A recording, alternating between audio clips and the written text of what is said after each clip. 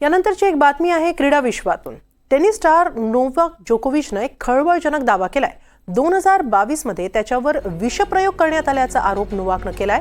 याच वर्षी त्यानं ऑस्ट्रेलियामध्ये पोलिसांनी ताब्यात घेतलं होतं। सर्वाधिक ग्रँड स्लॅम जिंकणारा हा दिग्गज टेनिसपटू सध्या ऑस्ट्रेलियन ओपनसाठी सहभागी होणार आहे आणि त्याच वेळी त्यानं हा दावा केलाय। 2022 मध्ये ऑस्ट्रेलियन ओपन मध्ये सहभागी होण्यापूर्वी कोरोनाची लस घेण्यास त्यानं नकार दिला होता, त्यामुळे त्याला स्पर्धेत खेळू दिलं नव्हतं। आयोजकांनी त्याला रोखलं होतं। त्याच वेळी त्याच्या कागदपत्रांमध्ये चुकीची माहिती दिल्याच्या कारणांवरून त्याला त्याच्या हॉटेलमध्येच 4 दिवस नजरकैदेतही ठेवण्यात आलं होतं आणि त्यावेळी त्या हॉटेलमध्ये आपली अचानक तब्येत बिघडली होती।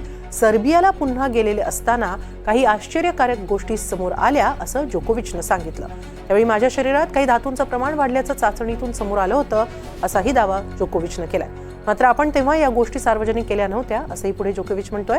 मात्र आता पुन्हा एकदा ऑस्ट्रेलियन ओपनच्या तोंडावरच जोकोविचनं हे आरोप केल्यानं नवे वाद होण्याची शक्यता नाकारता येत नाहीये। दरम्यान ऑस्ट्रेलियातील शासकीय यंत्रणा किंवा स्पर्धेच्या आयोजकांनी यावर बोलणं टाळलंय।